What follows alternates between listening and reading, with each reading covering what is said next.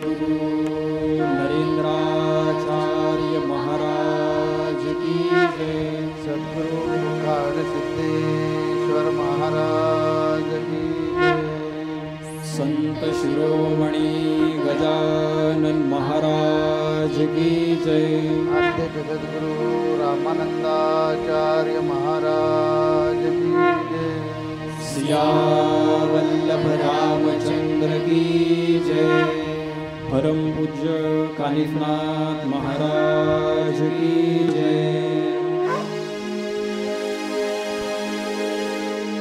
सजा दो घर को गुलशन सा, सजा दो घर को गुलशन सा, अवध में राम आए हैं। सजा दो घर को गुलशन सा, अवध में राम आए हैं। सजा दो घर को गुलशन सा, अवध में राम आए हैं। सजा दो घर को गुलशन सा, अवध में राम आए हैं।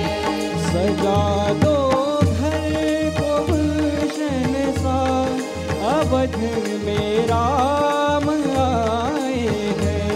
सजा दो घर को गुलशन सा, अवध में राम आए हैं।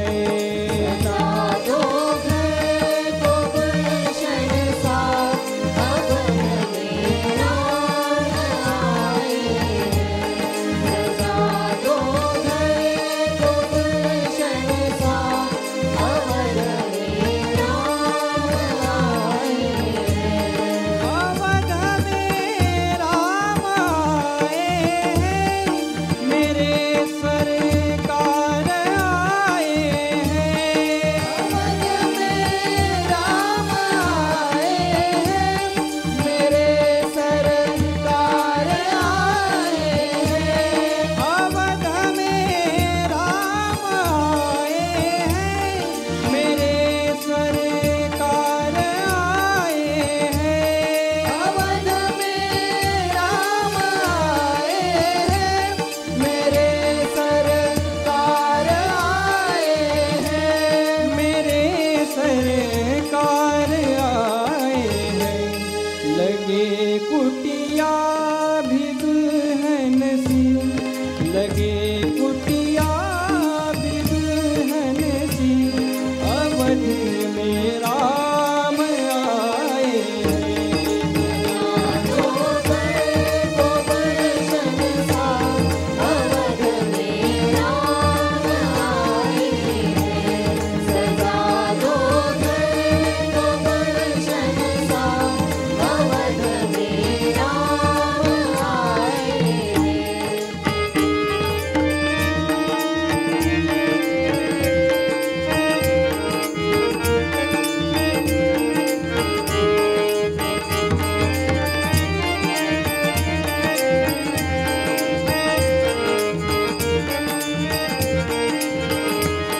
पखारो इनके चरणों को, बहाकर प्रेम की गंगा।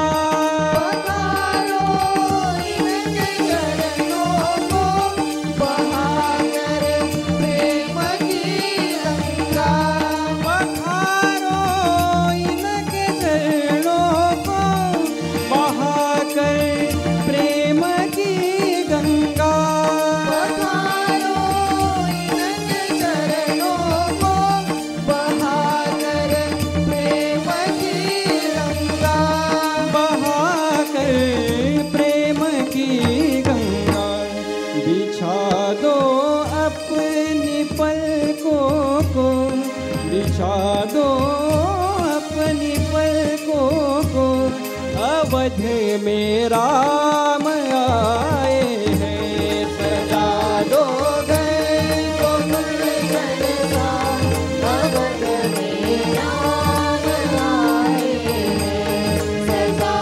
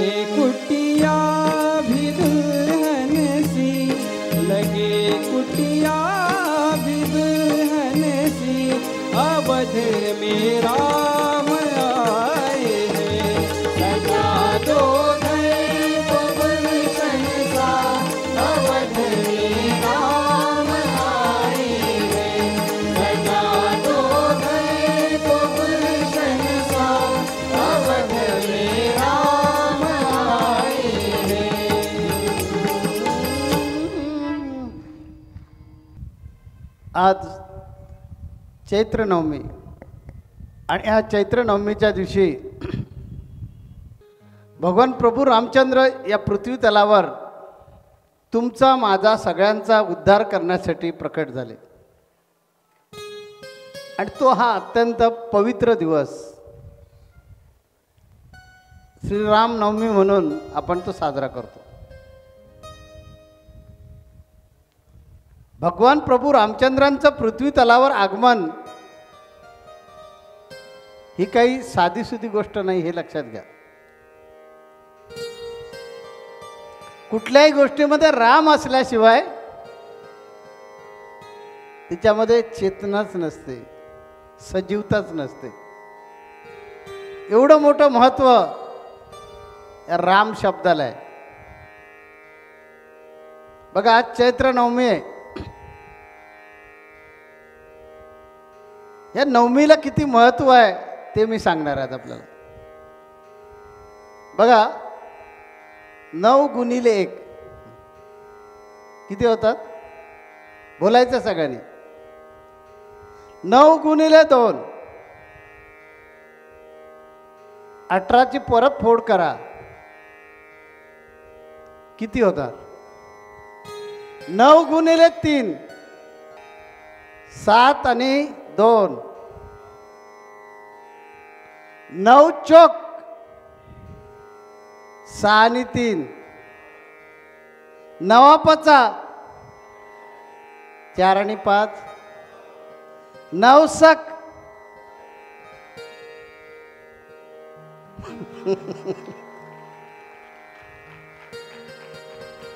36 6 आणि 3 और 6 आणि 3 किती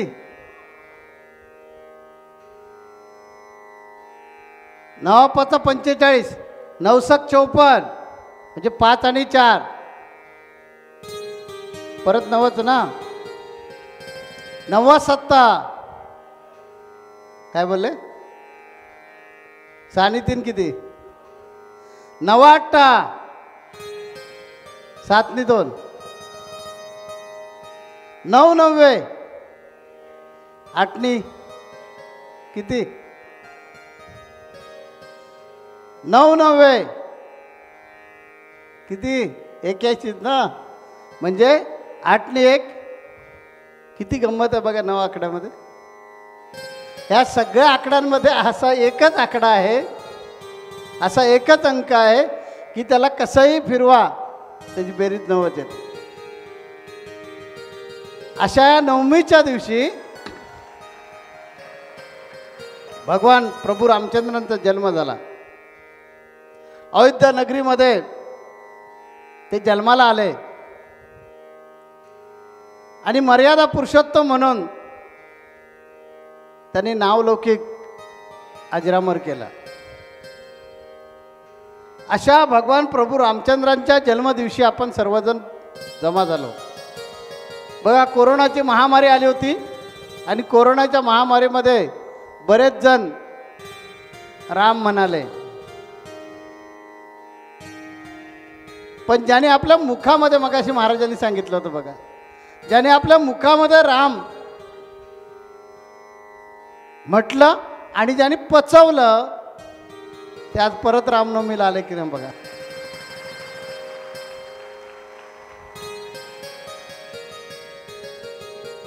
ही सुद्धा रामाचीच कृपा आहे. आज टाळ्या वाजवण्यासाठी आपण जे इथे जमा झालोय ही सुद्धा रामाचीच कृपा आहे, हे लक्षात ठेवलं पाहिजे. रामानंच आपल्याला सर्वांना तारलेलं आहे.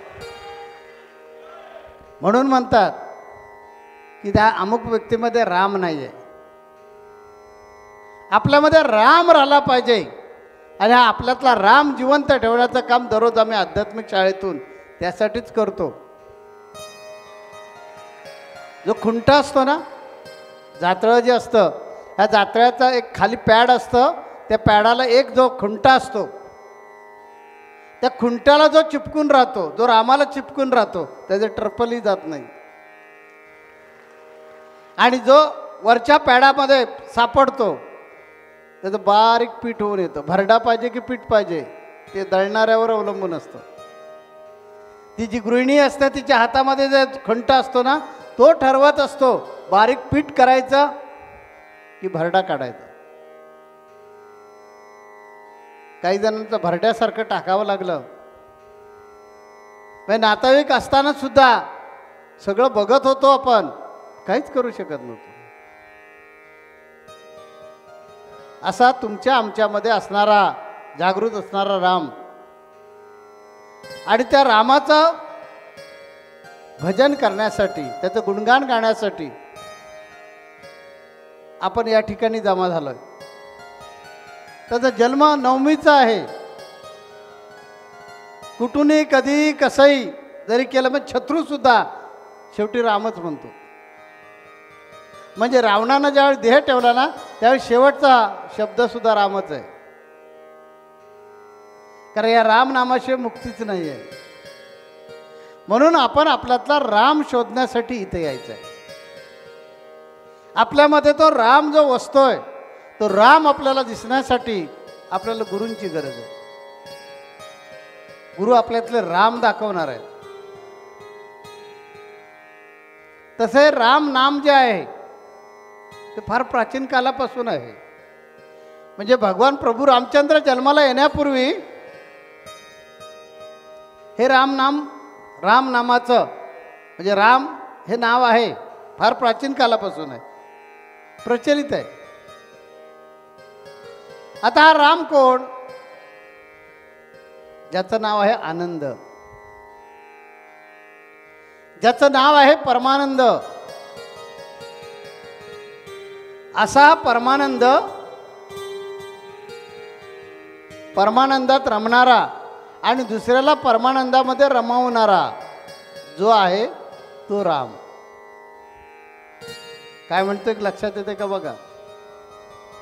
हा राम कोण आहे? राम म्हणजे आनंद, आनंदात रममाण असणारा आणि दुसऱ्याला आनंदात रमवणारा जो आहे तो राम. टाळी कुणीच वाजवली नाही. गॅरंटी नाही आहे, गॅरंटी नाही आहे म्हणून टाळी वाजली नाही. मला गॅरंटी आहे, मी गेलो तरी माझ्यातला राम कायम राहणार आहे.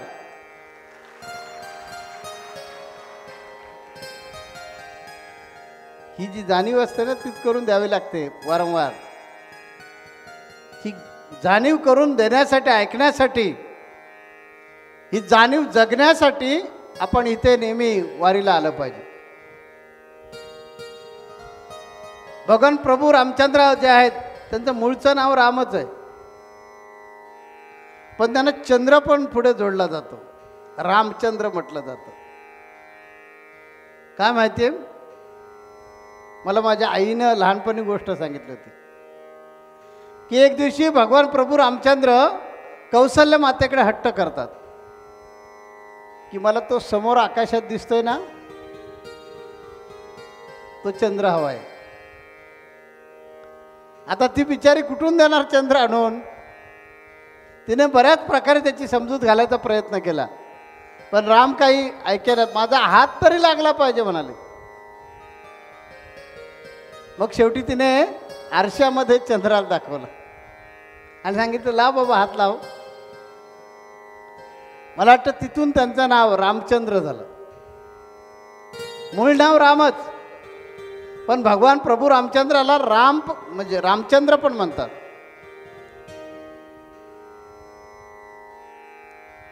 रामाचं तिसरं नाव आहे श्रीराम. त्याला श्रीराम पण म्हणतात. आता नाव जर राम आहे तर श्रीराम का म्हणतात? बघा, भगवंताचे 6 दैवी गुण आहेत. आपल्यात जसे 7 दुर्गुण आहेत ना, तसे 6 दैवी गुण आहेत. आपल्यामध्ये 6 दुर्गुण कोणते आहेत? कोण सांगेल? बोला मोठ्यानं. आपल्यामध्ये 6 दुर्गुण आहेत. बघूया कुणाला काय माहिती आहे ते बोला बघूया. बस, एकदम बरोबर आहे. काम, क्रोध, मद, मत्सर, मोह आणि माया. त्याच्याबरोबर उलट दैवी गुण आहेत, ज्या दैवी गुणाबद्दल आपण दररोज आध्यात्मिक शाळेमध्ये बोलतो. सकाळी 6 ते 7 हा जो 1 तास आपण बोलत असतो ते यासाठीच बोलत असतो की आपल्यामध्ये दैवी गुण आले पाहिजे. हे दैवी गुण कोणते? तर शक्ती, औदार्य, वैराग्य, ज्ञान, ऐश्वर्य आणि यश. हे 6 दैवी गुण आहेत आणि ते आपल्यामध्ये पण असले पाहिजेत. आपल्यामध्ये शक्ती पण आली पाहिजे, आपल्याकडे औदार्य पण असलं पाहिजे. आम्ही नेहमी सांगतो की आपण प्रपंचामध्ये श्रीमंत व्हायचं असेल तर आपल्याकडे गाडी घोडा असला पाहिजे, आपल्याकडे पैसे असले पाहिजे, सोनं लाणं असलं पाहिजे, जमीन जागा असली पाहिजे. म्हणजे लोकच म्हणतात, सांगायची गरजच नाही, अमुक अमुक फार श्रीमंत आहे तो. तसं जर आपल्याकडे ऐश्वर्य असलं, औदार्य असलं, शक्ती असली, वैराग्य असलं, ज्ञान असलं आणि यश असलं तर ती व्यक्तीसुद्धा परमार्थाची राजा बनते.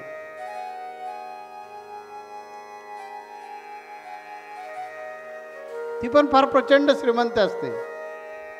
हे संतांकडे पाहायला मिळतं आपल्याला, म्हणून ते तुम्हाला श्रीमंत दिसतात. ते लक्ष्मीपुत्र म्हणून त्यांना म्हणतात. बघा, आम्ही अनेक वेळा सांगितलंय की कुठली आमच्या मनामध्ये इच्छा झाली की ती दुसऱ्या दिवशी पूर्ण होतेच, कारण आमच्याबरोबर शक्ती आहे. आमच्यात औदार्य नावाचा गुणधर्म आहे, वैराग्य आहे. इथलं कधीच निवासस्थानात जात नाही, हे फार महत्वाचं आहे. ज्ञान आहे आणि त्यामुळे ऐश्वर्य सुद्धा आहे. बघा ना, हा आश्रम कुणाचा म्हटलं की लगेच लोक सांगतात जगद्गुरु नरेंद्राचार्य महाराजांचा. अरे माझा बाप एवढा मोठा श्रीमंत आहे आणि त्यामुळे ते ऐश्वर्य प्राप्त झालेलं आहे. पण जरी प्राप्त झालं तर वैराग्य पण महत्त्वाचं आहे, तरच ते ऐश्वर्य तुमच्यापर्यंत राहणार आहे. देव कसा आहे माहिती आहे का? जो त्या पैशाचा दुरुपयोग करणार नाही आणि स्वतःला खर्च करणार नाही, त्याच्याकडे प्रचंड पैसा देऊन ठेवतो. आणि जो त्या पैशाच्या मोहामध्ये पाठीमागे लागतो त्याने वणवण करू दे, येतच नाही, येतच नाही. तुम्हाला बऱ्याच जणांना अनुभव आहे त्याचा. तुम्हाला कुठलीही गोष्ट करण्यासाठी मागावी लागते. आम्हाला अजिबात मागावं लागत नाही. परवाच आम्ही पूर्व विदर्भ पीठाची जमीन घेतली 50 एकर, 16 कोटी रुपये. जमा किती महिन्यात झाले? फक्त 3च महिन्यात. कोरोना आहे,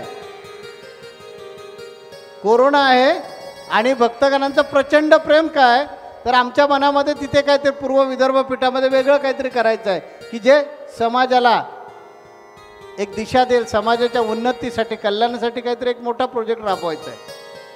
आणि म्हणून मनात इच्छा आली की अरे पूर्व विदर्भ पीठाची 8 एकरच जमीन आहे, आपल्याला एक सलग जमीन असली पाहिजे आणि ती कमीत कमी 40-50 एकर पाहिजे. हां म्हणतात, जमीन उपलब्ध झाली आणि आपल्याला ती घ्यायची ठरली. झाला, व्यवहार पण पूर्ण.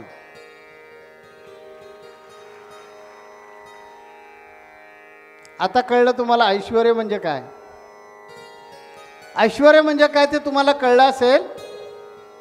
पण त्यातली 1 गुंठा जमीन कानिफ महाराजांच्या नावावर करूया असं कधीच मनात येत नाही, म्हणून ते होतंय. हे लक्षात घ्या. त्यातली 1 गुंठा सुद्धा जमीन, 1 इंच पण जमीन, गुंठा तर फारच मोठं झालं, ती मला हवी, माझ्या नावावर असली पाहिजे अशी मनात इच्छा येत नाही. म्हणून हे ऐश्वर आहे. म्हणून लक्ष्मी मातेच्या कधीच पाठीमागं पळायचं नसतं, फक्त भगवंताला घेऊन हृदयात साठवायचं असतं, ती आपोआप आपल्या पाठीमागे येते.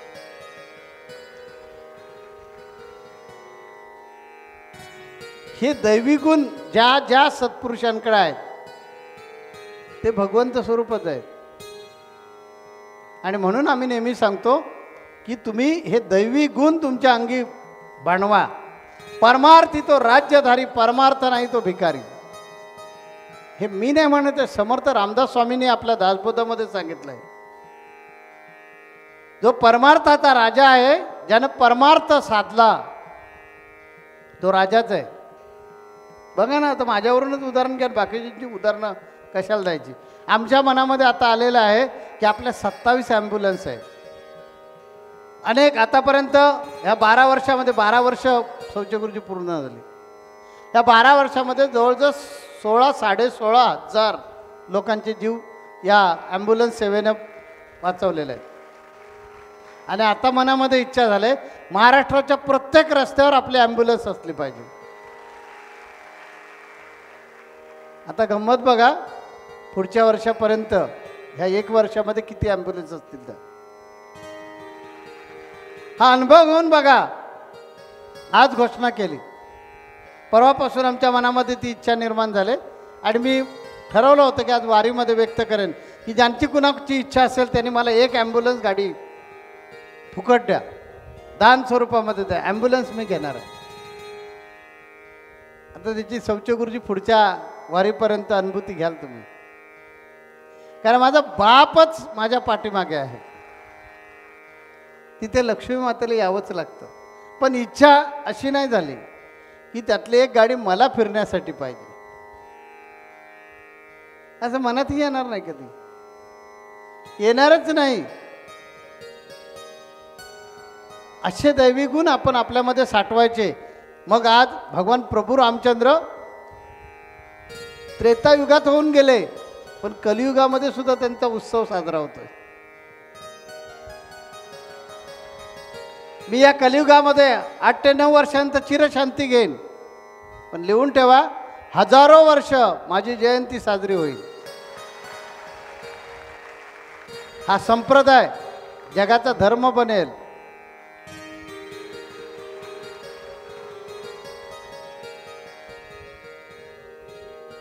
कशामुळे? तर गुरूंची कृपा. गुरूंची कृपा. ज्यावेळी गुरूंची कृपा होते त्यावेळी आपल्यामध्ये पण असे दैवी गुण येऊ शकतात. पण मनापासून तहान लागलेली असली पाहिजे. मासा पाण्यात राहतो म्हणून त्याच्या पोटात पाणी जातं आणि त्याची तहान भागले असं कधीच मुळीच होत नाही. त्याला स्वतःला पाणी प्यावं लागतं, त्यासाठी उलटं व्हावं लागतं, कल्ला उघडावा लागतो. इथे जे कल्ले असतात म्हणजे शीघ्र त्याला म्हणतात, इथून त्याच्या पोटामध्ये पाणी जात असतं. नाहीतर मासा पाण्यात आहे म्हणून भरपूर पाणी पिला मरून जाईल ना तो. आपण पाण्यात पडलो तर आपल्या पोटामध्ये सुद्धा पाणी जात असतं. भरपूर पाणी गेलं तर आपण जिवंत राहणार नाही, मग माशाचं काय? तसं आपल्याला जर खरंच मर्यादा पुरुषोत्तमांकडून, भगवान प्रभू रामचंद्रकडून आदर्श घ्यायचा असेल तर हे 6 भगतपशी सांगितलेले दैवी गुण आहेत ते आपल्यामध्ये घ्या. मी कोणता सांगितला गुण? शक्ती. ह्या शक्तीला स्त्री असं म्हटलेलं आहे. आणि ती जी स्त्री आहे ती रामासोबत आहे म्हणून ते नाव झालंय श्रीराम.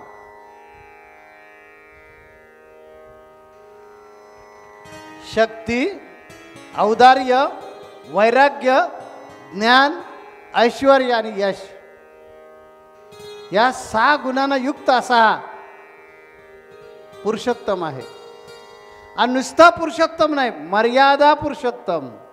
त्याच्यावर आपल्याला पुढे बोलायचं आहे. आणि अशा या पुरुषोत्तमाचं आपण जन्मोत्सव साजरा करण्यासाठी आलो. किती भाग्यवान आहोत. सगळ्यांच्याच नशिबामध्ये नाही आहे. ज्यांच्या नशिबामध्ये होतं त्यांना गाडी नसताना पण गाडी मिळाली आणि ते आले. ज्यांच्या नशिबात नव्हतं त्याने गाडी मिळवण्याचा प्रयत्न केला, गाडीत बसले तरी गाडी रस्त्यातच पंक्चर होऊन तिथेच थांबावं लागलं. हा नशिबाचा भाग असतो, पूर्वजन्मीच्या पुण्याईचा भाग असतो. हा मर्यादा पुरुषोत्तम भगवान प्रभू रामचंद्र यांचा जन्मोत्सव आहे आणि म्हणून थोडीशी त्यांची माहिती घेऊ आणि मग त्यांचे जे 8 गुण आहेत त्या गुणावर आपण प्रवचन करू. हा भगवान श्रीराम बघा, त्यांच्या कसे लोक सगळे बरोबर आहेत ते. भगवान श्रीराम विष्णूचा अवतार, सीतामाई प्रत्यक्ष लक्ष्मी आहेत, लक्ष्मण शेषाचा अवतार, हनुमंतराया शंकराचा अवतार, रुद्र आहे तो, भरत शंख आहेत आणि शत्रुघ्न चक्र आहे. असं ते पंचायतन आहे सगळं. हे सगळे अवतारी पुरुष तुमचा माझा, मगाशी मी असा मुद्दाम जाणून शब्द वापरलेला आहे, तुमचा माझा सगळ्यांचा उद्धार करण्यासाठी या पृथ्वी तलावर आला. तो पूर्वी होताच पण मानव रूप धारण करून आला. हा राजा दशरथाचा मुलगा जो राम आहे, याच्या पूर्वीही राम होता पण तो निर्गुणातला राम आपल्याला कळणार नाही, म्हणून त्याने लीला करण्यासाठी राजा दशरथाच्या पोटी आजच्या दिवशी जन्म घेतला. माता कौसल्यांची कूस धन्य केली. कैकेयी माता, सुमित्रा माता, कौसल्य माता या तिघींच्याही गळ्यातला हा ताईत.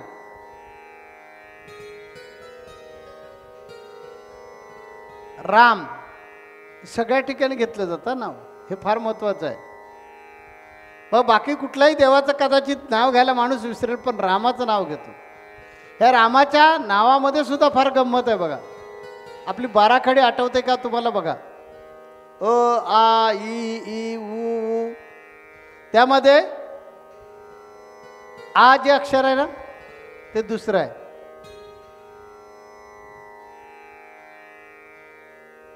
र अक्षर जे आहे ते 27वं आहे आणि म अक्षर हे 25वं आहे. बघा, अ ई मनात म्हणून बघा आणि मोजून सांगा, पाहिजे तर थांबतो. हां, बरेच विसरलो आहे मी आता, कारण आता ह्यातलं काहीच नाही ना. आम्हाला बाबा कान धरायचे माझा, भांड क का की की कू कू वगैरे सगळं म्हणून घ्यायचे. अ ई तर होतेच, नेपर्यंत म्हणून घ्यायचे. चुकलाच तर पाठीमागून फटका पडायचा. तेव्हा आ जो आहे हे दुसरं अक्षर आहे. र अक्षर 27वं आहे आणि म अक्षर जे आहे ते 25वर आहे. बघा, यांची बेरीज करा. 27 म्हणजे र म्हणजे 27, आ रा झालं पाहिजे ना, म्हणून तो 2, 27 ने 2, 29, 29 ने 25, 54 आणि 2 वेळा राम म्हटलं की किती होईल? 108. आज हे म्हणतील काय कोडीच घालतात स्वामी सारखे. ती सगळी कोडी सोडून आलोय ना 2 वर्ष आपण कोरोनातून. आता मग आता कोडं नको का घालायला? तुम्ही जागृत आहात की नाही पाहतोय. तर राम राम 2 वेळा जर म्हटलं तर शास्त्र असं सांगतं 108 मण्यांची माळ ओढल्यासारखं आहे. एवढं त्या रामाच्या नावामध्ये ताकद आहे.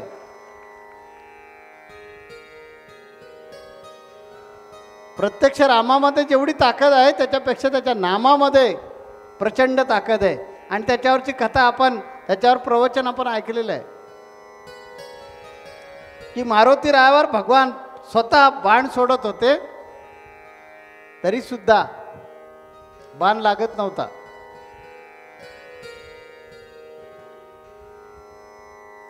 रामबाण सुद्धा त्याच्यासमोर काही काम करू शकत नव्हता. नंतर कळलं की भगवान प्रभू रामचंद्राचं नाव तो राजा शंतनू जो होता तो घेत होता. आणि त्यामुळे प्रत्यक्ष भगवान प्रभू रामचंद्रांचाही बाण काहीच काम करू शकला नाही. इतकंही रामनाम महत्त्वाचं आहे. आणि हे जोपर्यंत आपण घेतोय तोपर्यंत आपल्याला कोरोना काय आणि आणखीन कुठलाही आजार आला तरी तो काहीही करणार नाही. इतकं हे पवित्र नाव आहे. या रामनामानं दगड तरले. या रामनामानं ही 2च अक्षर आहेत.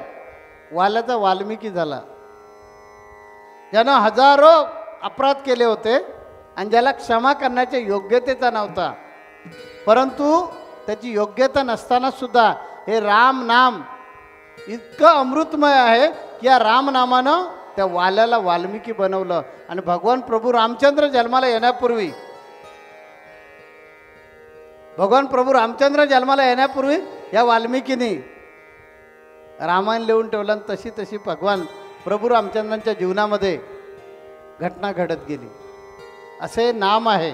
म्हणून आपण काय करूया, एक भजन म्हणूया आणि पुढे जाऊया.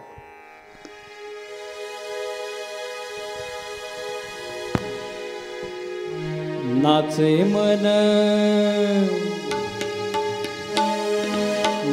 मन राम नाम भजनी, गेलो राम रूपी रंगुनी, गेलो राम रूपी रंगुनी. नाचे मन राम नाम भजनी, गेलो राम रूपी रंगुनी, गेलो राम रूपी रंगुनी.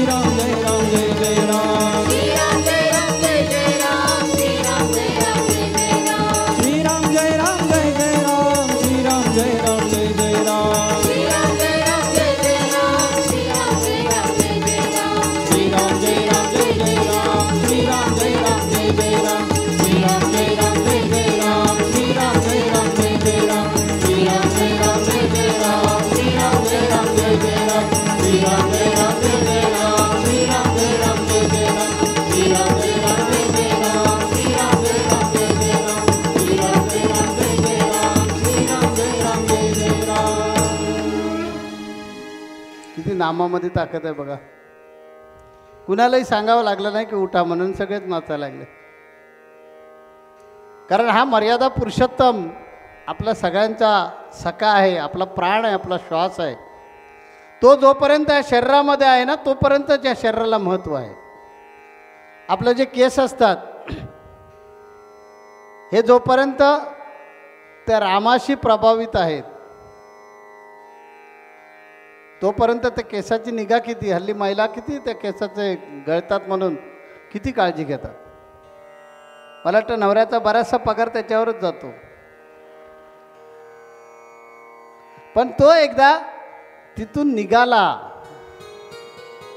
की त्याची किळस वाटते.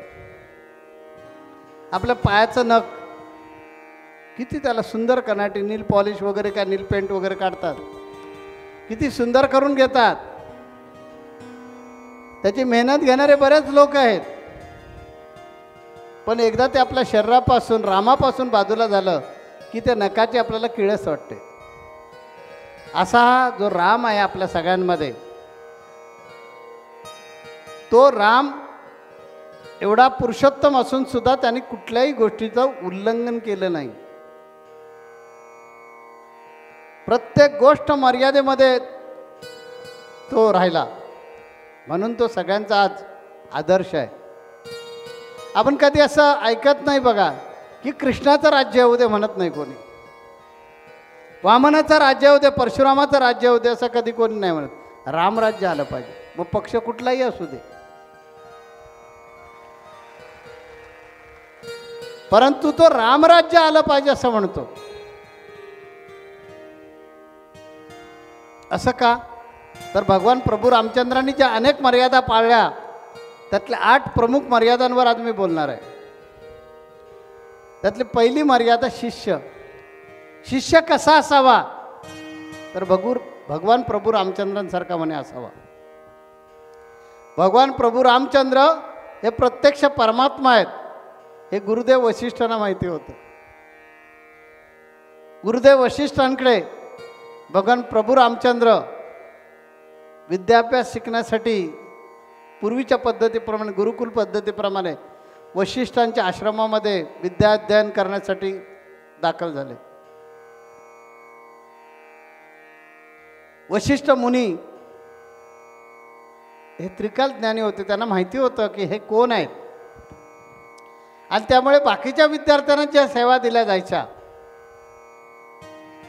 कारण सेवा साधना, सेवेशिवाय समर्पण नाही ना, आणि समर्पणाशिवाय मुक्ती नाही. मुक्ती मिळवायची असेल तर शरणागतीची आवश्यकता, आणि शरणागती सेवेशिवाय येणारच नाही. आणि म्हणून अध्यात्मामध्ये सेवेला फार महत्त्व आहे. गुरु देतील ती सेवा.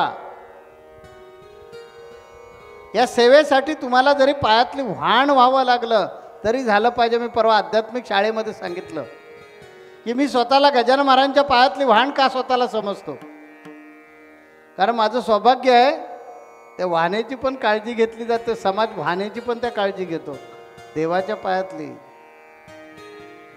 चोरीबिरी झाली तर काय वाटेल, आणि म्हणून एखाद्या माणसाची काळजी घेतली जात नाही तेवढी काळजी त्या वाहनाची घेतली जाते. सगळ्यांचं लक्ष त्या वाहण्यावर असतं का तिच्यावरच डोकं ठेवायचं. तिला नमस्कार केला की देवाला नमस्कार पोचतो.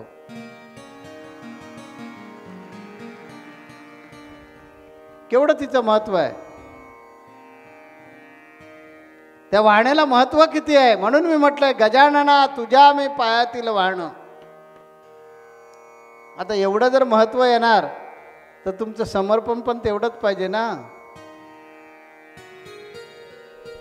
समर्पण असल्याशिवाय, सोनं वितळल्याशिवाय त्याला झळाळी येणार नाही.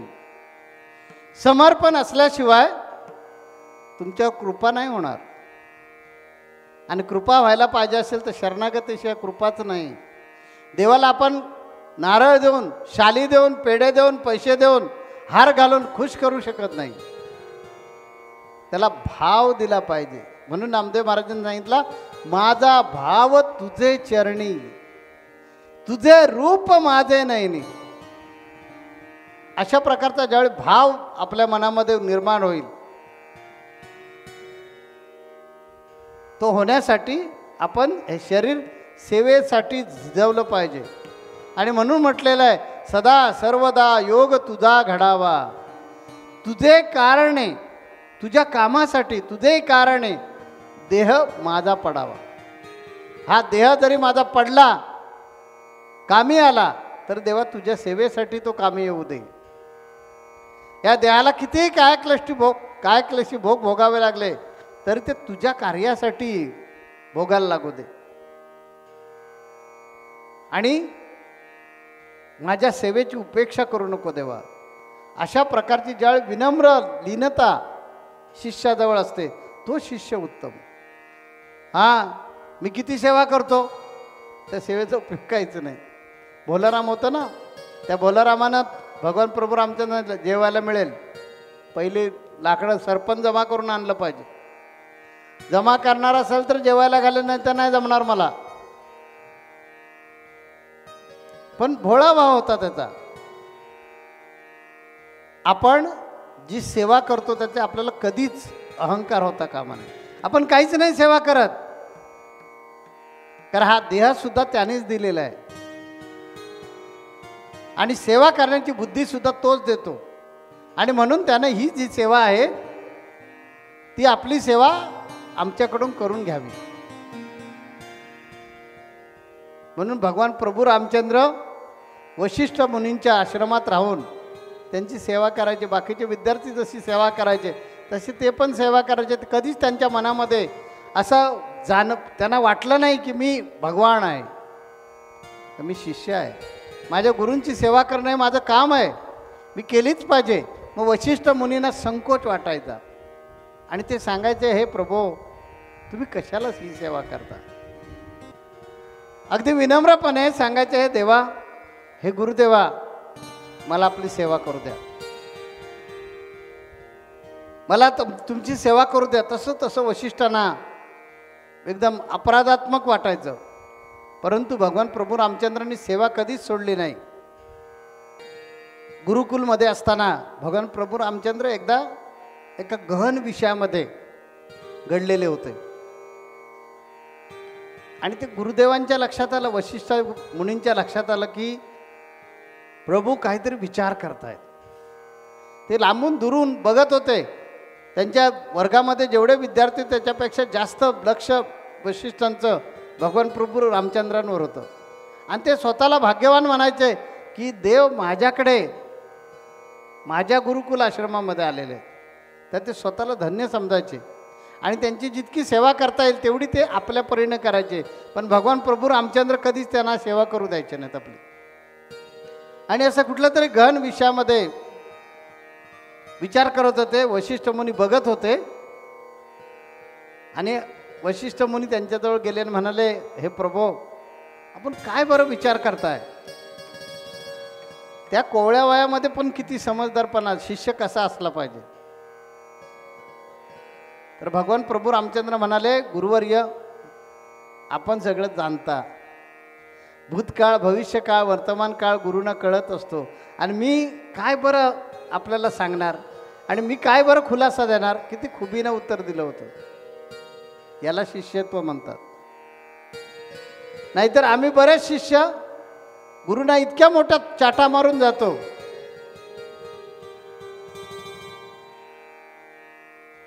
जाऊ दे, नाही का, दुखवायचं नाही, आज दुखवायचं नाही, त्याच्यामुळे ठीक आहे. तर शिष्य हा गुण भगवान प्रभू रामचंद्रांकडून घेण्यासारखा आहे की उत्तम शिष्य कसा असावा, तर भगवान प्रभू रामचंद्रांसारखा. त्यांनी शिष्य म्हणून आपलं जे कर्तव्य होतं ते पार पाडलं. त्यांनी कधीच असं स्वतःला समजून नाही घेतलं की मी देव आहे. गुरूंची सेवा करणे माझं कामच आहे.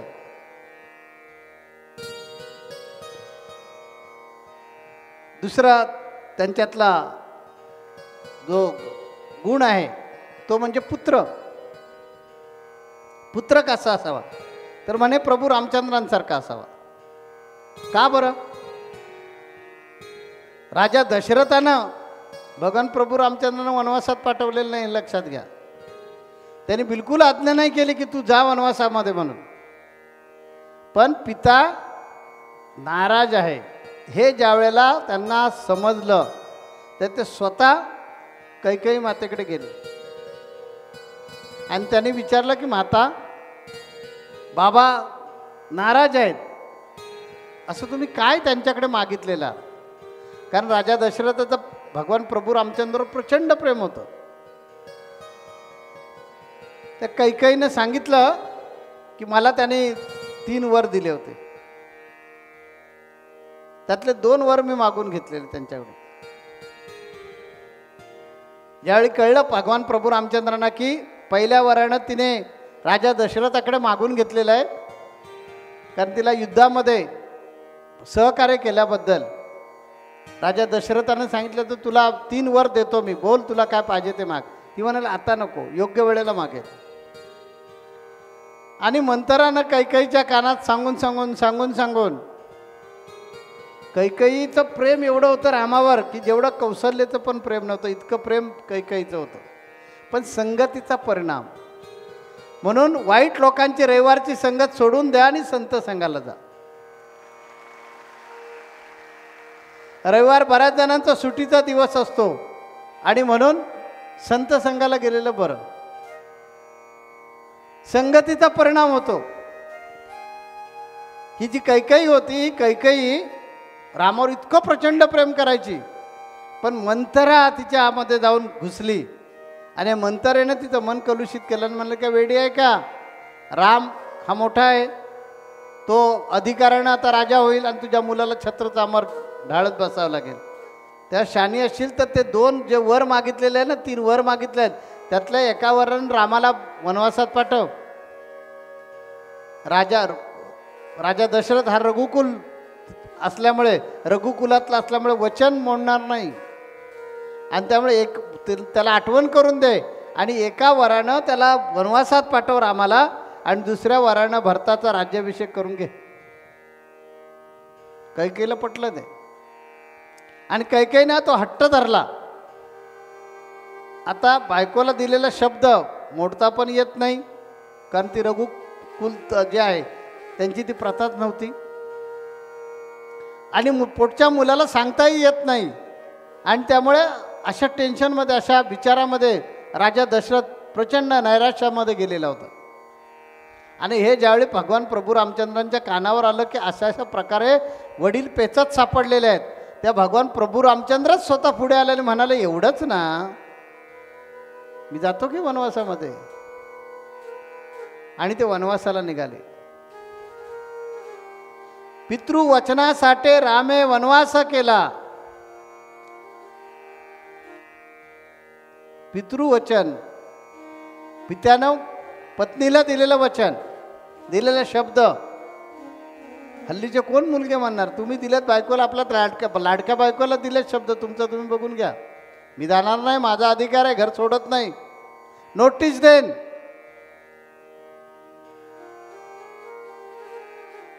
पण भगवान प्रभू रामचंद्र म्हणाले, माझे वडील जर व्यतीत होणार असतील, कष्टी होणार असतील, तर या राज्याचा उपयोग काय. त्यांना कैकेयी मातेला जर वाटतं की मी वनवासात जायला पाहिजे तर मी जाणार. आणि ते दुसऱ्या दिवशी निघाले वनवासाला. सीतामाईला त्यांना न्यायचं नव्हतं मनात, पण सीतामाई म्हणाले, जिथे राम तिथे मी, मला काय करायचं आहे वैभव. आणि सीतामाई निघाल्या रामाबरोबर, बरोबर लक्ष्मण पण निघाला.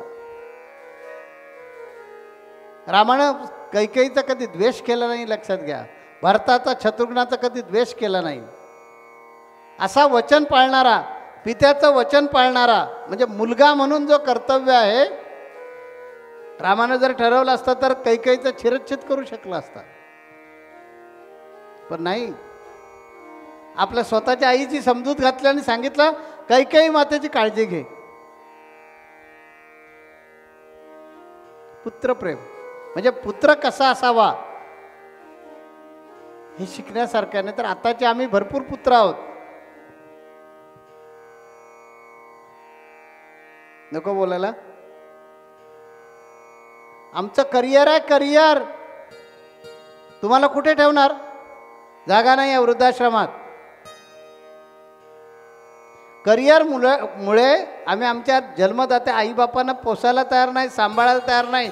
आमच्याकडे पैसा पाणी नाही, त्यांना वेळ द्यायला मोकळीक नाही का आम्हाला. फक्त मी, माझी बायको आणि माझं मुलं, याच्या पलीकडे आमच्या जीवनामध्ये सध्या वेळ नाही. ज्या मातेनं आम्हाला घराच्या बाहेर, राज्याच्या बाहेर काढलं, ती माता आम्हाला किती दुश्मन झाली पाहिजे होती. पण भगवान प्रभू रामचंद्रानं ती दुश्मन नाही झाली. कौसल्य मातेला त्यांनी समजून सांगितलं की कैकेयी मातेची काळजी घ्या. कारण भगवान प्रभू रामचंद्राला माहिती होतं मी गेल्यानंतर साहजिकच सगळ्या राण्या ज्या असतील त्या कैकेयीवर, कैकेयीचा द्वेष करतील, कोपिष्ट होतील. अशा प्रकारे पुत्रप्रेम काय असू शकतं एवढं कोणच नाही भेटणार रामासारखं आज सुद्धा. म्हणून त्याला मर्यादा पुरुषोत्तम म्हणतात. म्हणजे पुत्राची जी कर्तव्य असतात ती कशा प्रकारे त्याने पार पाडली. तिसरा प्रकार भाऊ. ज्यावेळेला भगवान प्रभू रामचंद्रांनी आज्ञा घेतली आणि त्यांनी राज्य सोडलं, अयोध्या सोडली, नदी पार केली आणि चित्रकूटला पोचले. तोपर्यंत भरत शत्रुघ्नाला कळलं होतं की वडील असे झालेले आहेत आणि दादानं राजपाटाचा त्याग केलेला आणि तो निघून गेलेला आहे. ते धावत पळत आजोळातून निघून आले. येऊन बघतात तर काय, वडील शांत झाले होते. ते तिथेच गेले आणि आईला विचारलं का असं केलंस ते सांग. आईला इतका दोष दिला. वास्तविक रामानं दोष द्यायला पाहिजे होता, पण भरतानं आपल्या आईला दोष दिला आणि बंधू प्रेमासाठी तो निघाला. मग निघाला त्यावेळेस तिन्ही स्त्रिया म्हणजे तिन्ही आई, कौसल्या, सुमित्रा आणि कैकेयी, भरत शत्रुघ्न प्रचंड दळबार सैन्य घेऊन ते भेटीला निघालेले.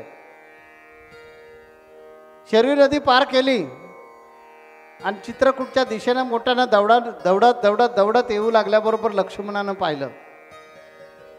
आणि लक्ष्मणला इतका संताप झाला, कारण लक्ष्मणच्या मनामध्ये विचार निर्माण झाला की ज्या अर्थी हे सैन्य घेऊन येतो याचा अर्थ आम्हाला तिन्ही जणांना मारून टाकायचं.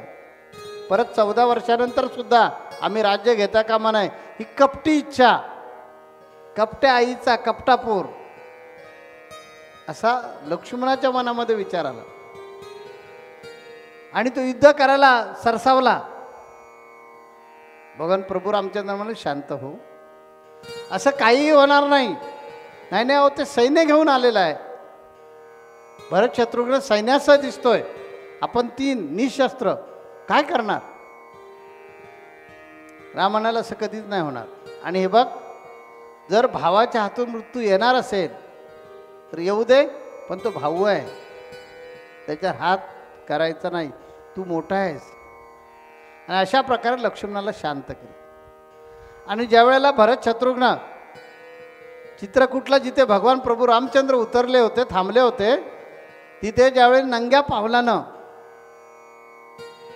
हात जोडत, डोळ्यामध्ये अश्रू डबडबलेल्या डोळ्यानं ज्यावेळेला ते सामोरे गेले भरत शत्रुघ्न आणि रघुरायाची विनंती करू लागले, त्या लक्ष्मणाला कळलं की संयम का आवश्यक असतो. तर तो जर त्यावेळी संयम राहिला नसता तर लक्ष्मणानं युद्ध करून भरत शत्रुघ्न कदाचित संपून टाकले असते. म्हणून जीवनामध्ये संयम फार महत्त्वाचा. संयम शिकायचा तर रामाकडून शिकायचा. भगवान प्रभू रामचंद्र म्हणाले कदापि शक्य नाही, माझ्या भावावर विश्वास आहे, तो कधीच असं करणार नाही, तो नक्की आपल्याला भेटायला आलेला आहे. आणि खरंच जेवढी कौसल्य माता व्याकुळ झाली नव्हती तेवढा व्याकुळ भरत झाला होता.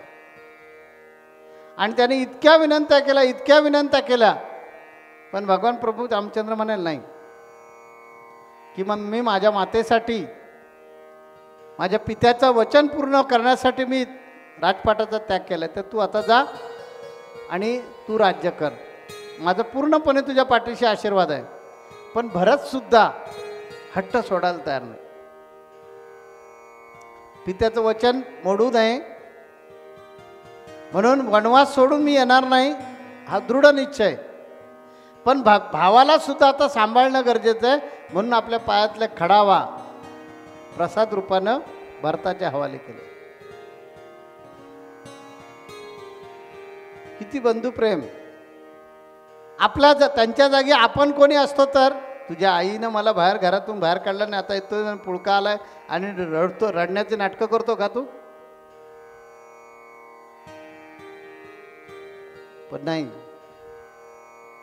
बंधू जो आहे त्या बंधूला काय दुःख होत असेल आणि त्याचं सांत्वन केलं पाहिजे. मोहाला बळी पण पडायचं नाही आहे. आणि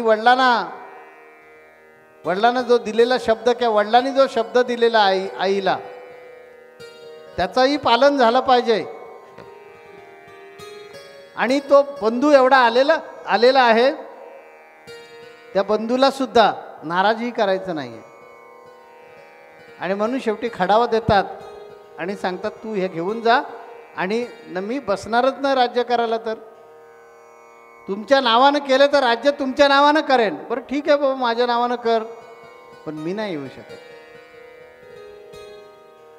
आणि मग बंधुराजाचं सांत्वन घालून सगळ्या सैनिकांनाचं सांत्वन घालून तिन्ही आयांचं सांत्वन घालून परत त्यांना पाठवलं जातं. आणि बंधुप्रेम जे आहे भरत आणि रामाचं बंधुप्रेम जे आहे ते त्याच्यातून आपल्याला शिकायला मिळतं. म्हणजे भाऊ कसा असला पाहिजे. चौथा प्रकार आहे पती. सीतामाई वनवासामध्ये येतो म्हणाला तेव्हा भगवान प्रभू रामचंद्र तयार नव्हते. त्यांचं म्हणणं होतं ही सुकुमार राजकन्या आहे, तिने आलं नाही पाहिजे. म्हणून त्यांनी नाना प्रयत्न केले, परंतु ती म्हणाली जिथे पती तिथे मी. पतीशिवाय मला विश्वास शून्य आहे. मला काय करायचं राजवैभव, जिथे माझं सौभाग्यच नाही, जिथे माझा स्वर्गच नाही, तिथे मला ह्या निर्जीव स्वर्गामध्ये राहून काय करायचं. म्हणून ती पण निघाली वल्कल नेसून. एक राजकन्या, जनक राजाची मुलगी ना, सुकुमार राजकन्या निघाली. पती म्हणून देवानं किती काळजी घेतली तिची. वनवासात असताना सुद्धा तिचं कौड कौतुक केलं. मग तिला फुलं आणायचे, त्याचं गजरा बनवायचे स्वतःच्या हातानं. दोघं नवरा बायको एकत्र बसून तिच्या वेणीमध्ये तो गजरा माळायचे. आणि छोट्या छोट्या गोष्टीमध्ये पती म्हणून जे तिचं कौड कौतुक केलं पाहिजे. प्रत्येक पत्नीला वाटत असतं आपल्या नवऱ्यानं आपलं कौड कौतुक केलं पाहिजे, आपले लाड केले पाहिजे. तर जिथे जिथे शक्य आहे तिथे तिथे ते लाड करायचे. त्या इंद्राचा मुलगा जयंत, त्याला वाटलं की खरंच मर्यादा पुरुषोत्तम जन्माला आलेला आहे. हा सामान्य माणसासारखा वागतो, बायकोचे लाड काय करतो. बायकोच्या पायामध्ये काटा भरला तरी हा देव आहे ना, तो बायकोच्या पायातला काटा का काढतो. कारण दरी खोऱ्यातून राणावनातून जावं लागायचं ना, मग कधी पायात काटे भरायचे. लक्ष्मण कधीच सीतामाईकडे तिला चरणापासून वरती कधीच पाहिलं नाही लक्ष्मणानं. ज्या वेळेला विचारलं मारुतीरायानं सीतामाई कशा दिसतात ते सांगा, मी शोधून आणणार आहे, दिसतात कशा. लक्ष्मण म्हणाल मला माहितीच नाही. अरे मग तुम्ही 14 वर्ष त्यांच्याबरोबर राहताय आणि सीतामाई कशा त्या तुम्हाला माहिती नाही आहेत. तेव्हा लक्ष्मणानं सांगितलं मला फक्त त्यांचे चरण माहिती आहेत, त्याच्या पलीकडे मी कधीच त्यांच्याकडे बघितलं नाही. मग पायात काटा भरला तर भगवान प्रभू रामचंद्र काढायचे.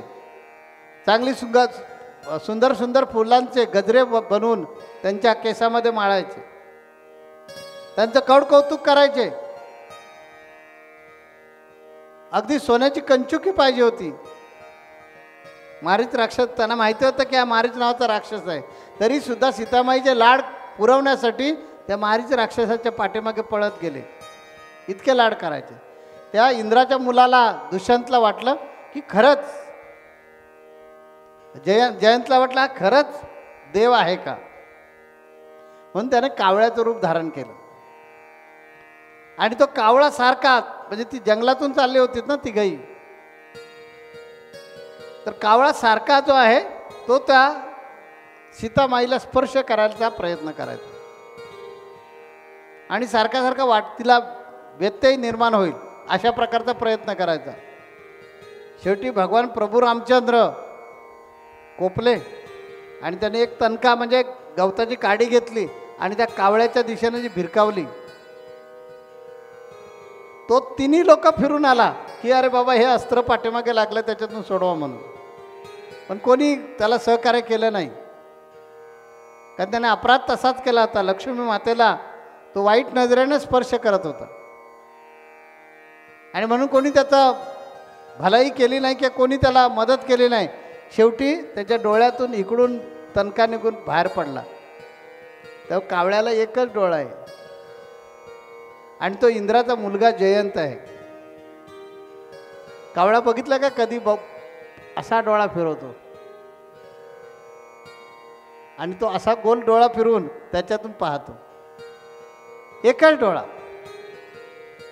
म्हणजे पती म्हणून किती प्रेम. आता वनवासात आहे, आता काय लाड करायचे, परंतु नाही. ज्यावेळेस सीतामाईला रावणानं हरण केलं आणि ज्यावेळेला भगवान प्रभू रामचंद्र परत पंचवटीमध्ये आले, नाशिकला परत आले, तिथे पंचवटीतून झालं ना हरण, आणि कळलं की सीता नाही, ते इतके बेफाम झाले, आपण देव आहोत, आपण राजा आहोत, सगळेच विसरले आणि इतके व्याकुळ झाले, इतके व्याकुळ झाले. व्याकुळतेनं त्यांनी सैरावैरा पळत सुटले होते तिच्या शोधार्थ. शेवटी त्यांना मूर्छा आली आणि ते जमिनीवर पडले. तोच हा रामशेज किल्ला आपल्या मठाजवळ आहे. तो त्या रामशेज किल्ल्यावर ते मूर्छित होऊन पडले, बेहोश होऊन पडले. आजही त्या ठिकाणचं महत्त्व आहे, आपल्या नाशिक मठावरचं महत्त्व आहे तिथे, की आजसुद्धा तिथं जे गवत येतं ते असं आडवं येतं झोपलेलं, तेवढ्या ठराविकच एरियातलं. बाकी तिथे रुजून येणारं गवत सरळ येतं. आणि आपला जो एरिया आहे त्या एरियामध्ये तिथून दिसतं पण तो एरिया, तिथे जे गवत आहे आजसुद्धा जाऊन बघू शकता. म्हणजे आपला जो आश्रम आहे नाशिकचा आश्रम, तो रामशेज किल्ल्याच्या पायथ्याशीच आहे आणि तिथेच ही घटना घडलेली आहे की तिथलं गवत जे आहे ते गवत असं झोपलेलं असतं ठराविक टापूतलंच. मला वाटतं तिथे एक 5-6 एकर असेल नाही का, 5 ते 6 एकर एरियामध्येच फक्त ते गवत असं आडवं येतं. त्याच्या आजूबाजूचं गवत सगळं रुजून येताना पावसाळ्यामध्ये सरळ येतं आणि ते मात्र असं झोपल्यासारखं येतं गवत. भगवान प्रभू रामचंद्राने पत्नीच्या विलाप त्यांना सहन झाला नाही, झाडानं पण मिठ्या मारल्या आणि विचारलं माझी सीता कुठं आहे. किती प्रेम.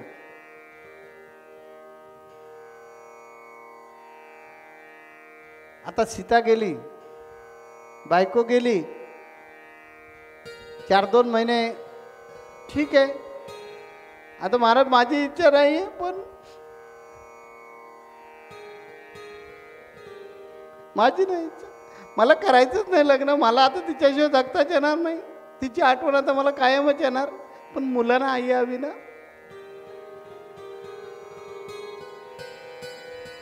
भगवान प्रभू रामचंद्र सीतामाई खेरीज शेवटपर्यंत राहिले. मध्ये बरीच विघ्न आली, शूर्पणखा सुद्धा भेटायला आली की रामानं आपला स्वीकार करावा म्हणून. तिचा बेत ओळखून भगवान प्रभू रामचंद्राने पाठीवर लिहिलं हिचा कान कापा, आणि त्यामुळे लक्ष्मणाने तिचा कान कापून टाकला, नाक कापून टाकलं.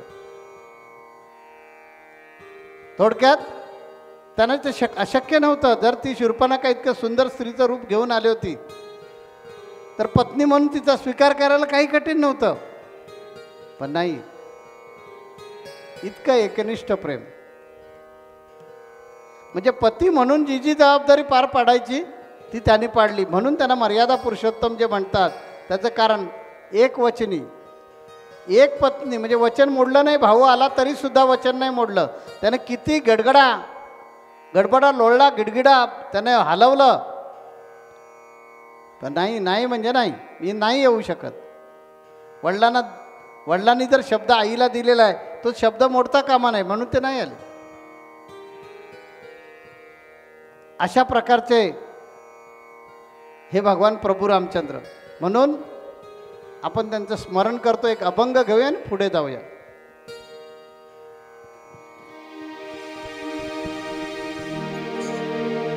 बोल पिंजरे का तो तारा,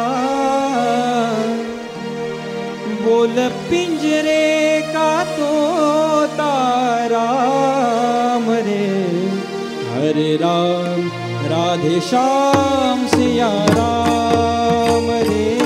हरे राम राधे श्याम सिया राम.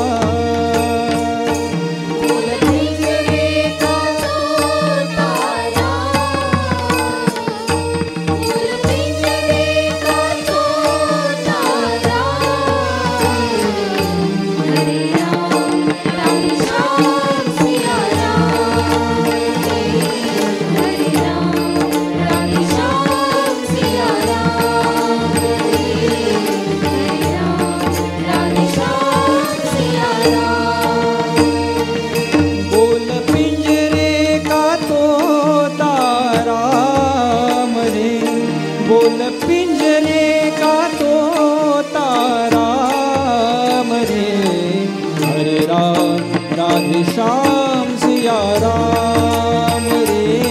हरे राम राधे श्याम सिया राम रे. हरे राम राधे श्याम सिया राम रे.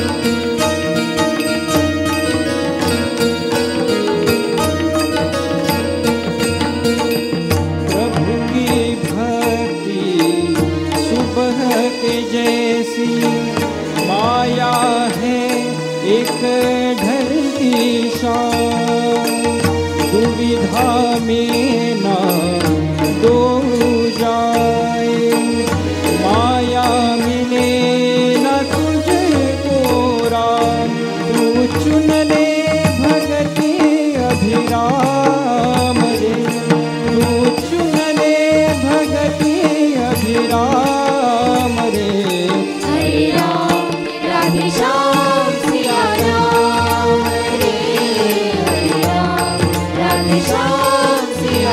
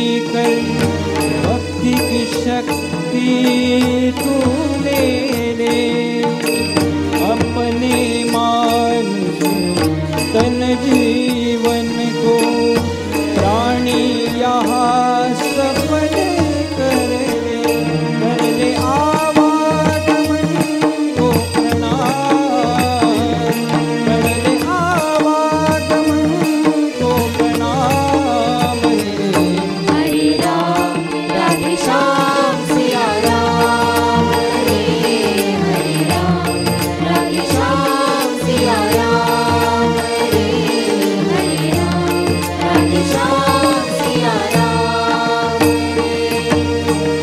इस दुनिया में बंदे तेरा कहीं नहीं ठिकाना है, एक दिन तेरा छोड़ के पंछी दूर बहुत उड़ जाना है, उड़ के जाना है प्रभु के धाम रे, उड़ के जाना है प्रभु के धाम रे। हरे राम राधे श्याम सिया राम, हरे राम राधे श्याम सिया राम, हरे राम राधे श्याम सिया राम। या भजनामध्ये जशी परिस्थिती होणार आहे तशी आपली होणार आहे परिस्थिती. याच्यावर आता भाष्यकार 10 मिनटं उरलेले आहेत, त्यामुळे आता बोलता येणार नाही. आपण पुढचे त्यांचे जे 4 महत्त्वाचे आणखीन चांगले सद्गुण आहेत ते पाहूया. मैत्री. मैत्री करावी तर प्रभू रामचंद्रांसारखी करावी. सुग्रीवाबरोबर मारुतीरायानं मैत्री करून दिली आणि या सुग्रीवाची मैत्री झाल्यानंतर सुग्रीवाने सांगितलं की माझा मोठा भाऊ बली याने माझी रुमा नावाची पत्नी पळवलेली आहे आणि अशा ठिकाणी जाऊन बसला की मला एक पर्वत आहे, त्या पर्वतावर जाऊन तो बसलेला आहे, पर्वताच्या कुशीत जाऊन दडलेला आहे आणि मी तिथे जाऊ शकत नाही कारण मला शाप आहे. मी जर तिथे गेलो तर मी मरणार आहे. आणि त्याच्याबरोबर त्याने फायदा उचलला. भगवान प्रभू रामचंद्राने ते बरोबर वाटलं नाही की स्वतःच्या भावाची बायको आणि त्याच्याबरोबर तिच्याबरोबर अशा प्रकारे बलीनं वागणं हे काही योग्य नाही. आणि दोन्ही भावांचं घणघोर युद्ध होतं. मोठी कथा आहे, आपल्याकडे वेळ फारच कमी आहे. त्या घणघोर युद्ध होतं. बली आणि सुग्रीव समोरासमोर उभे राहतात. बलीला असा प्रकारचा आशीर्वाद असतो की त्याच्या समोर जो योद्धा येईल त्याची अर्धी शक्ती ॲटोमॅटिक त्याला मिळायची आणि त्यामुळे समोरचा योद्धा नेहमी पराजित व्हायचा. मग भगवान प्रभू रामचंद्रांनी या बिकट सगळ्या परिस्थितीचा विचार करून बली आणि सुग्रीवाचं युद्ध करू दिलं. सुग्रीव पराक्रमी होता बलीपेक्षा. किष्किंधा राज्याचा तो राजा होता आणि बली जो आहे तो कोणत्याही परिस्थितीत आटपेना. म्हणून शेवटी भगवान प्रभू रामचंद्रांनी नीतिमूल्य सोडून दिली मैत्रीसाठी आणि झाडाच्या पाठीमागून बाण सोडला आणि बलीचा वध केला. सुग्रीवाला दिलेला शब्द. मैत्री शिकायची असेल तर कशी असली पाहिजे. भरपूर बोलता येईल, वेळ कमी आहे, समजून घ्या. देवत्व. पुढचा 6वा गुणधर्म देवत्व. देवत्व कसं असलं पाहिजे? देव कुणाला म्हणता येईल? नाहीतर आपल्याला जरा जरी कुणी बोललं तरी लगेच आपण अंगाचा तिळपापड होतो. भगवान प्रभू रामचंद्रांची तर स्वतःची पत्नीच पळवली होती रावणानं. म्हणजे किती दुश्मनी पाहिजे होती. पण रामानं कधीच त्याच्याबद्दलचं वैर मनामध्ये धरलं नाही.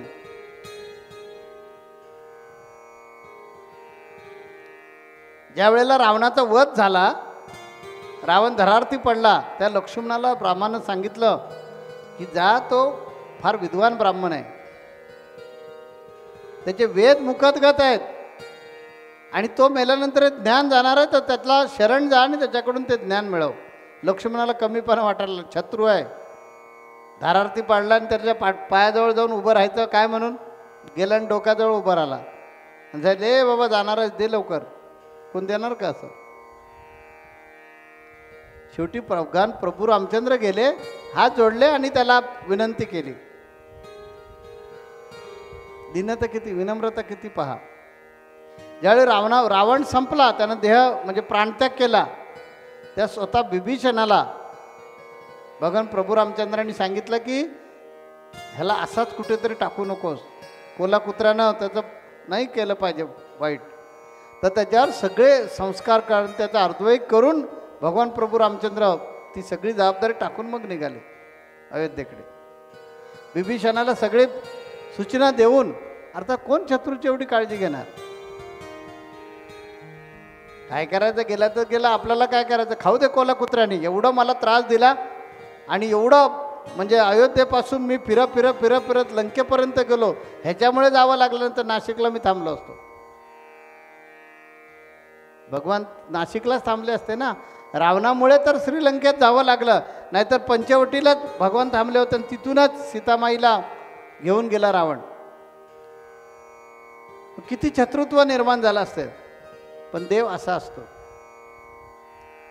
बऱ्याच जणांच्या मनामध्ये येतं की स्वामींना काही लोक शिव्या देतात, सत्पुरुषांना शिव्या देतात, काही अभद्र बोलतात, त्यांचं वाईट चिंतात, तर ते त्यांच्यावर रागवत का नाही.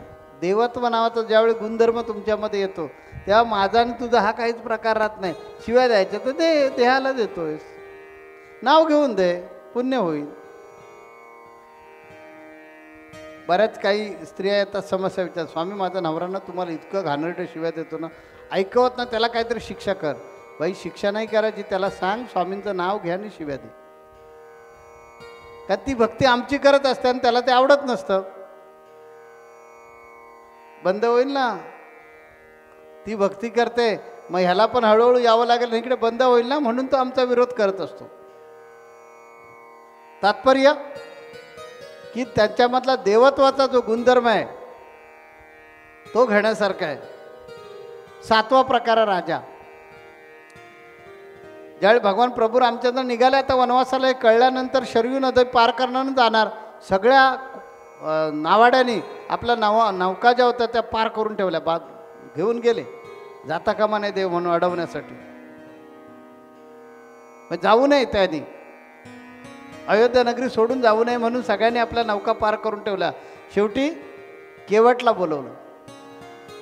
केवट म्हणाला मी येतो, पण मला तुमची पाद्यपूजा करायची इच्छा आहे, ती करू द्या. शेवटी देवानं मान्य केलं, ठीक आहे, कारण तुम्ही आता जाणार, मी काय राहीन सांगता येत नाही, मला तुमचे आशीर्वाद कसे प्राप्त होतील असा त्याचा स्वार्थ होता. आणि म्हणून त्यानं सांगितलं मला पाद्यपूजा करायची, पाद्यपूजा करू देणार असाल तरच, आणि तुमची आता अडचण आहे म्हणून मी, नाहीतर आमचं अंतःकरण फार दुःखी झालेलं आहे, तुम्ही आम्हाला सोडून चालला, आमच्या जीवनातला तर राम चालला आहे. आणि आम्ही म्हणून त्यामुळे नावाडी जे आहेत त्या सगळ्यांनी नौका लपवून ठेवलेल्या आहे. शेवटी केवटच्या सांगण्याप्रमाणे भगवान प्रभू रामचंद्रांनी मान्यता दिली आणि पाय धुण्यासाठी देवाचा केवटने मुद्दाम एकच पाय उचलला. आता एक पाय उचलल्याबरोबर दुसरा पाय आदांतरी असतो ना, मग आधार घ्यावा लागतो. मिळाला ना आशीर्वाद. केवटने पाय घेतलेला आहे, एक उचललेला आहे आणि त्या तपकामध्ये ठेवतोय. त्यावेळा एक पाय उचलल्याबरोबर आपला बॅलन्स जातो ना, बॅलन्स गेलं की आपण आधार पकडतो. तसं केवटच्या डोक्यावर हात गेला. केवटच्या जन्माचं कल्याण झालं. महत्त्वाचं त्याच्यामध्ये काय, तो राजा आहे. त्या केवटला त्यांनी जरी पूजा केली, आशीर्वाद दिला म्हणून त्याच्यावर नाही भागवलं. आता त्याला काहीतरी दक्षिणा दिली पाहिजे ना. ही सगळी संन्यासी मंडळी ना, आता देणार काय. सीतामाईच्या हातामध्ये अंगठी होती आणि सीतामाईच्या हातातल्या अंगठीकडे भगवान प्रभू रामचंद्रांनी खुणवलं. सीतामाईने हातातली अंगठी काढली आणि त्या केवटला दिली. केवटने घेतली नाही. सांगायचं तात्पर्य की हे अरे मी राजा नाही काय, माझ्याकडे घेतोस का, आता माझ्याकडे काहीच नाही शिल्लक आणि कसलं मागतो नाही. आणि 8वा प्रकार आहे भक्त. सीतामाईना रावणानं घेऊन गेलेलं आहे, तिच्या शोधामध्ये आहेत. माझी पत्नी निघून गेलेली आहे. म्हणजे किती व्याकुळ असणारा माणूस, किती दुःखी असणारा माणूस. आपण कसलं देवाचं नाव घ्यायचं, काय देवानं माझं कल्याण केलंय. पण नाही, हे ज्यावेळी रामेश्वरला पोचले, आपल्या भारताचं शेवटचं टोकन, तिथून पुढे अरबी समुद्र चालू होतो. तर रामेश्वरला जाऊन पोचले तर तिथे 3 दिवस अनुष्ठान केलं भगवान प्रभू रामचंद्रांनी आणि स्वतःच्या हातानं वाळूची पिंडी तयार केली, लिंग तयार केलं, त्याची पूजा केली, त्यात भगवान शंकराला प्रसन्न केलं, आशीर्वाद घेतले. त्यांना माहिती होतं मी स्वतः राम म्हणजे परमात्माच आहे, तरीसुद्धा शंकराचे आशीर्वाद घेतले आणि मग समुद्र उल्लंघून सीतामाईच्या शोधार्थ निघून गेले. म्हणजे भक्त हा त्यांचा एक आणखीन वैशिष्ट्यपूर्ण गुण. असे 8 प्रकारचे त्यांचे महत्त्वाचे गुण सांगता येतील की ते त्यांच्यामध्ये होते आणि त्यांनी शेवटपर्यंत ते पाळले. म्हणजे मी कोणीतरी मोठा आहे हा अहंकार नव्हता. शिवस्य हृदय विष्णू विष्णूस्य हृदय शिव, अशा प्रकारचा भाव त्यांच्या अंतःकरणामध्ये होता. तर हे 8 गुण त्यांचे अत्यंत उल्लेखनीय आहेत आणि म्हणून भगवान प्रभू आणखीन भरपूर आहेत, भरपूर मोठं त्याच्यावर प्रवचन करता येईल, पण वेळच नसल्यामुळे जास्त बोलता येत नाही. तर असा हा अनेक गुणांनी अनेक मर्यादांचं पालन करणारा हा मर्यादा पुरुषोत्तम आज आपण ऐकण्याचा प्रयत्न केला. आणि हे गुण आपल्यामध्ये आले पाहिजेत. आपले जे आदर्श असतात, आपले जे पूजनीय असतात, आपले जे श्रद्धा असतात, त्यांच्यामध्ये असणारे जे काही लौकिक गुण जे असतात, अलौकिक गुण, ते आपल्यामध्ये आले पाहिजे. आपण ते आत्मसात केले पाहिजे आणि आपल्या जन्माचं कल्याण करण्यासाठी आजचं हे प्रवचन होतं. आणि ते मी अपेक्षा ठेवतो आहे की तुम्ही ते गुण आपल्यामध्ये सुद्धा अवलंबाल अशी खात्री बाळगतो. आणि जे काही आमच्या मुखातून वेडेवाकडे जे काही बोल झाले ते भगवान प्रभू रामचंद्रांच्या चरणी अर्पण करतो. आणि एक अभंग म्हणून आपण या ठिकाणी थांबूया. चरण लागले.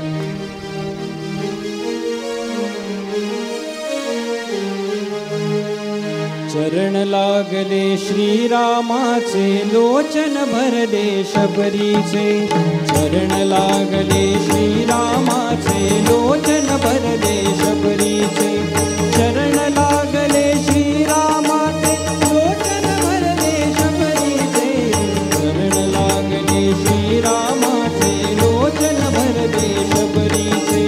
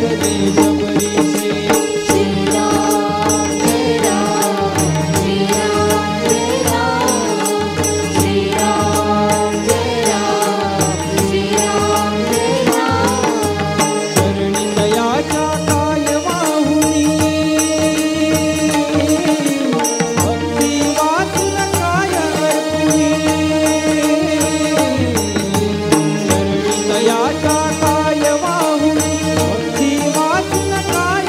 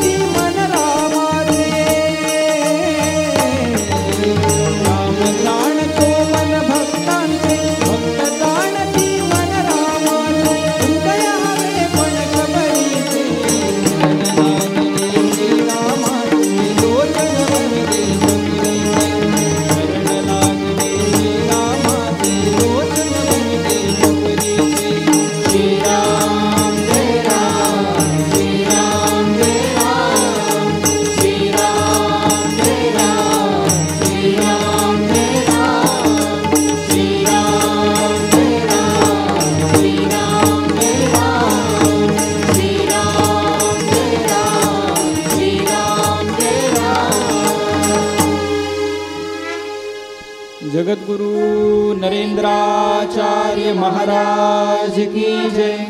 सद्गुरु काड सिद्धेश्वर महाराज की जय। संत शिरोमणि गजानन महाराज की जय। आद्य जगद्गुरु रामानंदाचार्य महाराज की जय। सियावल्लभ रामचंद्र की जय।